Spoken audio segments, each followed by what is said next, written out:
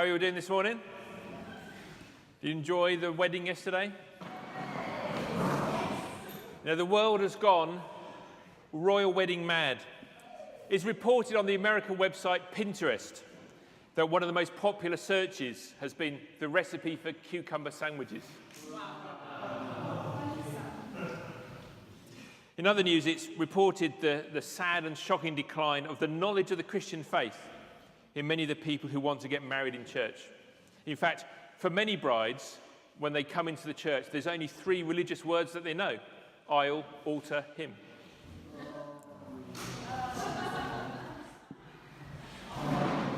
I mean, there was lots of famous people at the wedding yesterday. And it reminded me of one of my favourite singers, Whitney Houston. Do you know what Whitney Houston's favourite kind of coordination is? And I.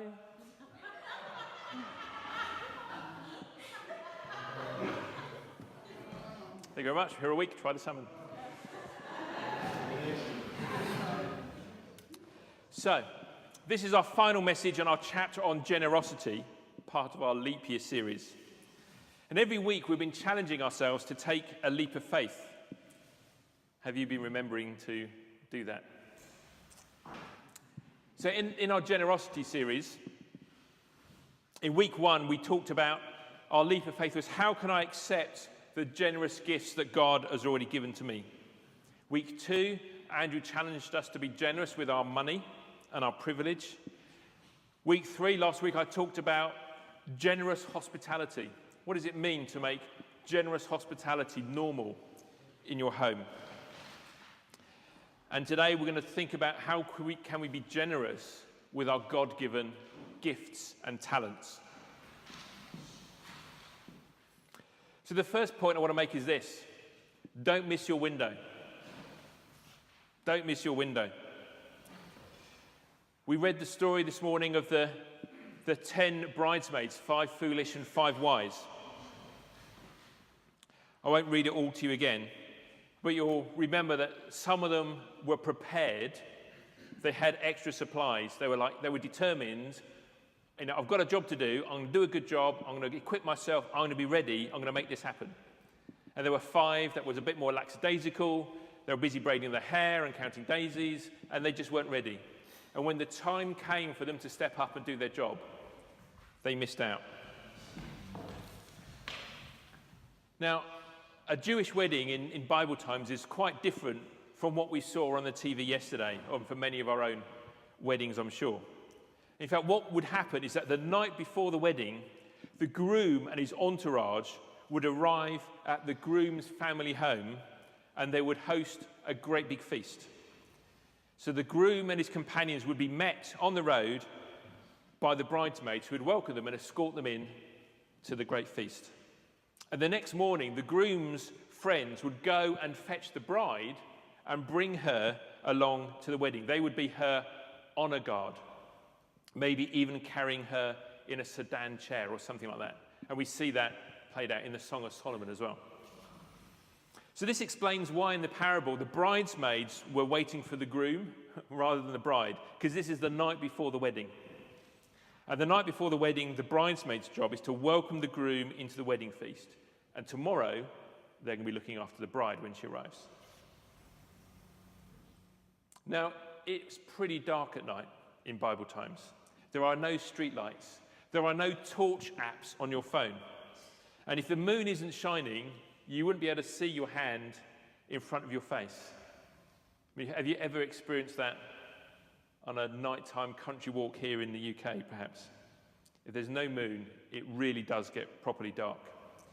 So the bridesmaid's job, or part of it, is to keep the lamps burning so that the groom's party can see where the house is in the distance and be guided safely in.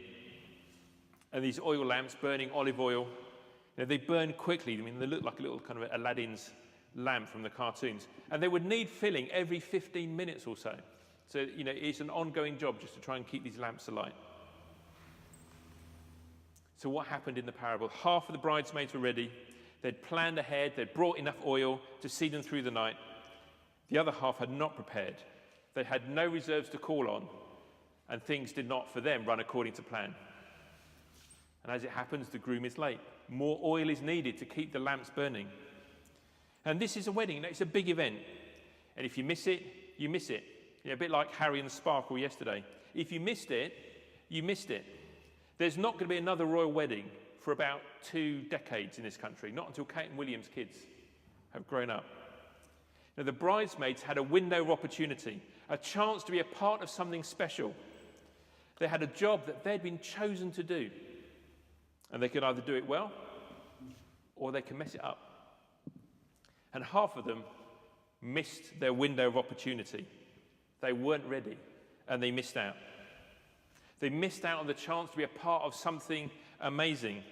They missed out on the chance to show their love for the bride and the groom as they worked out their acts of service.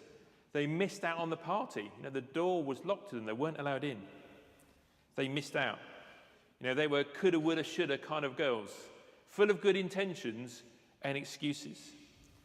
The thing is, the thought doesn't count.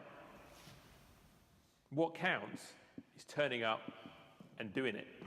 Thinking about it doesn't count. And I don't think this parable is directly about salvation, because we're not saved by the jobs that we do, right? We're saved by grace, the gift of God. Salvation is the free gift of God. So being invited into the wedding feast isn't necessarily a metaphor for heaven, because you don't earn your way into it by doing a good job like the bridesmaids. I think Jesus is making a slightly different point. He's talking about the fact that there's a blessing for being a part of the action. There's a reward from doing what you've been called and created to do and seeing it through to the end. There's fulfillment and satisfaction that comes from doing what your Creator designed and made you to do. And the bridesmaids would have had more jobs to do as part of the wedding feast. This wasn't a night off for them and just a party. But they would have been a part of the events for the whole evening, a chance to see the job through to the end. And the bridesmaids who weren't ready, those who let their friends and their family down, they missed out on the opportunity to see the whole celebration through to the end. They missed out on a chance to be a part of the action, to see all the great things that happened as part of the feast. They were shut out. They missed their window of opportunity. So today, as we're thinking about being generous with the talents that God has given us, we need to remember that we need to use them and not abuse them. We need to make sure that we don't miss our window of opportunity. Turn to your neighbour and say, don't miss your window. Don't miss your window. Okay, so don't waste your resource. Don't waste your resource. Immediately after telling this story about the bridesmaids, Jesus tells another parable about the kingdom. And he says this. So Matthew 25 again, starting verse 14. He said, again, the kingdom of heaven can be illustrated by the story of a man going on a long trip. He called together his servants and he entrusted his money to them while he was gone. He gave 5 bags of silver to one, 2 bags of silver to another, and 1 bag of silver to the last, dividing it in proportion to their abilities. And then he left on his trip. So 3 bags of silver, it says in the New Living Translation. The Greek word there is talent. It means that something of a certain weight or an amount or a definitive value. So some translations keep that word talent, and it's where we get the English word talent from. But it means a certain amount. So the servant who received, verse 16, the 5 bags of silver, the 5 talents, began to invest the money, and he earned 5 more. The servant with 2 bags went also to work and earned 2 more. The servant received 1 bag of silver, dug a hole, and he hid the talent, and he hid the master's money in the hole. After a long time, the master returned from his trip, and he called them all to give account of how they'd used his money. And the servant whom he entrusted the 5 bags came forward with 5 more. And he said, Master, you gave me 5 bags of silver to invest, and I've earned 5 more. The master was full of praise. Well done, my good and faithful servant. You've been faithful in handling a small amount, and now I'm going to give you even more responsibility. Let's go and celebrate together. The servant received 2 bags of silver, 2 talents, came forward and said, Master, you gave me 2, and I've invested it, and I've got 2 more. And again, the master says, well done, my good and faithful servant. You've been faithful in handling a small amount, I'm going to give you much more responsibility. Let's celebrate together. And the servant who had the one bag came and said, Master, I knew you're a harsh man. You harvest crops you didn't plant. You gather crops you didn't cultivate. I was afraid I would lose your money. So I hid it in the earth. Here, look, all of it. Here's your money back. And the master said, you wicked and lazy servant, if you knew I harvested crops I didn't plant and I gathered crops I didn't cultivate, why didn't you at least deposit the money in the bank so I could have gotten some interest? And he said, take the money, take the talent from this servant and give it to the one who's got 10 bags. So those who use well what they are given, even more will be given, and they will have an abundance. But from those who do nothing, even what little they have will be taken away. Now throw that useless servant out into the outer darkness. There's going to be weeping and gnashing of teeth. So what do we learn from this parable? Well, I think one thing we can learn is that when we use what God has given us, it multiplies. Yeah, God's supplies multiplies. The bags of silver turned into more bags of silver. Talent produces more talent, something of more value to the master. And that obviously that's God in this story. We are the servants. So God has given all of us talents, things of value. And when we use them, they increase. If your talent is singing, keep on singing, and you will get better. If your talent is teaching and speaking, keep on teaching and speaking, and you will get better. Your talent increases. And when it comes to God-given talents, what you end up with is not what you started with. Because when you use your talents, you end up with more. And if you don't use your talents, what did Jesus say happens? You lose them. The window of opportunity closes.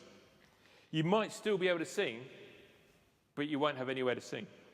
You might still be able to teach or preach, but you won't have an opportunity to use it.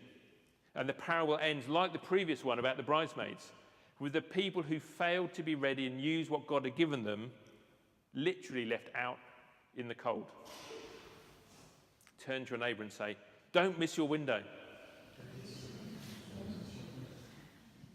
You know, the talents that we have, okay, the talents that God has given us, they're not for us, okay? Don't think they are yours. Here's an example from Exodus, from the construction of the tabernacle. And the tabernacle was the portable temple of the Jewish nation, and they used it during their 40-year Exodus. So Exodus 35 says this, then Moses told the people of Israel, the Lord has specifically chosen Bezalel, son of Uri, grandson of Hur of the tribe of Judah. The Lord has filled him with the Spirit of God, giving him great wisdom and ability and expertise in all kinds of crafts. He's a master craftsman, expert in working gold and silver and bronze. He's skilled in engraving and mounting gemstones and in carving wood. He is a master of every craft. And the Lord had given both him and Oholiab, son of Ashimach, of the tribe of Dan, the ability to teach their skills to others. The Lord has given them special skills as engravers and designers, embroiderers in blue and purple and scarlet thread, on fine linen cloth and weavers. They excel as craftsmen and as designers. So the Lord gave these guys the skills that they needed to make the beautiful tabernacle that God had ordained. They didn't miss their window. They took the skills that God had given them and they used them. We see that the creative gifts that God had given Bezalel and his team to construct the temple, what does it say? The Lord filled them with the Spirit of God and gave them great wisdom and ability and expertise in all kinds of crafts. This was done so that they could fulfill the calling that God had placed upon them. In their case, their mission was to construct the tabernacle. So the talents and the skills that God gives us are given first and foremost to enable us to fulfill our calling. They're the skills that we need, the talents that we need to do the job that God created us to do. In fact, I'd go so far as to say that you can't ever truly be the person that God designed you to be and reach your full potential in Christ and follow your calling unless you embrace and use all the talents that God has given you. In Ephesians 2, it says this, "For we are God's masterpiece. He has created us anew in Christ Jesus so that we can do the good things that he planned for us long ago. Now, a side effect of your talent might be fame and fortune. As it says in Proverbs, do you see any truly competent workers? They will serve kings rather than work for ordinary people. Now, your talents might make you rich. You might run a business. You might write a book. You might cut an album. You might play in the Premier League, whatever it is. Your talents might make you rich. But don't forget the source of your talents. Make sure you redirect all the praise to the one who gave you the talents to begin with. Don't let the creation receive the glory that's designed and destined for the Creator. Don't let the side effect become the main thing. Our talents are given to us so that we can, first and foremost, build the kingdom. They are what equip us to fulfill our calling. So if you ever have a phase in your life where you're feeling a bit adrift, a bit without focus, not sure what you should be doing on earth for heaven's sake, start with the talents that God has given you. Because there are tools in your toolkit that God has given you for the good works that he's designed you to do. And if you think about it, the toolkit that a plumber has is full of different kinds of tools to the bag of tools that a brain surgeon brings with him to work. Yeah? They're different tools for different jobs. The tools in an electrician's toolkit are very different from someone who repairs computers. The tools that a teacher uses are very different from the tools used by a policeman. Our talents point to our calling. The skills and the gifts that God has provided you with, these are your divine provision. Your provision points to your purpose. Your provision points to your purpose. Nudge your neighbour. So wake up and say, your provision points to your purpose.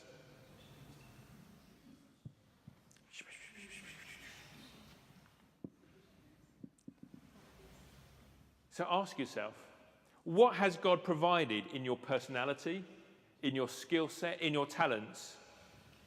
Are you using these things to build the kingdom? Or are you keeping them to yourself? Have you buried them in the sand and forgotten about them? When it comes to your gifts and your talents, don't think they're yours. They're God's. He gave them to you, and he expects you to use them. Now, we do have to practice and hone our talents so that we can become equal to the task, okay? You need to be a practicing Christian. Have you heard of the saying, it takes 10 years to become an overnight success? See, the talents that God has given us, they may still be seeds that need to be nurtured and grow before they're able to be kind of really useful. In other words, we do need to put the work in. We have to practice, we have to study, we have to learn, we have to experiment in order to get good. We glorify God when we give him our very best. We need to practice. We need all to be practicing Christians. In 1 Peter 4 it says this, do you have the gift of speaking? Then speak as though God himself was speaking through you. Do you have the gift of helping others? Then do it with all the strength and energy that God supplies. That everything you do will bring glory to God through Jesus Christ. All glory and power to him forever and ever. I mean, that's just two examples, but the point Peter is making is, if God has given you something to do, gives you some talents, throw yourself into it. Make it your life's work. Don't do it half-heartedly on a Wednesday afternoon when you can spare the time. This is who you were designed to be, and God has put it in you to enable you to fulfill that calling. So what does it mean to be generous with your talents? Well, generous means sharing, right? So don't keep your talents to yourself. Get involved, volunteer. Don't wait to be asked. Generous means giving it away. Your talents are firstly and foremost for building God's kingdom, not yours. It's not about your fame and your fortune. It's about building God's kingdom. That's why they'll be given to you. Being generous means being servant-hearted. Your talents may be given to you in order to make someone else more effective in their calling. right? Sometimes we're called to serve in the spotlight, and sometimes we're called to serve in the shadows. But we're serving God the same, nevertheless. Being generous with our talents means to come at it with a sense of sacrifice. We might have to give up something in order to spend the time necessary to practice and hone the skills and get ourselves to a level where we can do the job that God has laid before us. Remember, the thought does not count. It's only what we do that has any effect. Don't miss your window. Take a leap of faith. Use your talents to fulfill your God-given purpose, because that's why God gave them to you in the first place. So the leap of faith for us this week is this: how can I be more generous with my gifts and my talents? Ask yourselves, are there some abandoned talents that you need to go and dig out from the sand, pick up again, and start practicing? Just to be clear, we don't need any recorders in the worship band. I'm sure I've offended 3 people now, I'm sorry.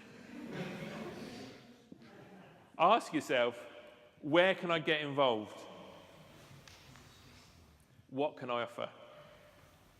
Think about it in the different realms in your life. Your talents that you can use in Hope Church. Your talents in your workplace or your school, that place where God has put you for most of your waking hours. In your home. And for the kingdom outside of Hope Church, perhaps.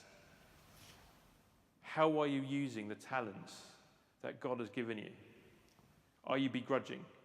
Or are you generous in your spirit and your energy and your application of the things that God has put inside of you in order to help you fulfill your destiny and become all that he created you to be? Let's pray.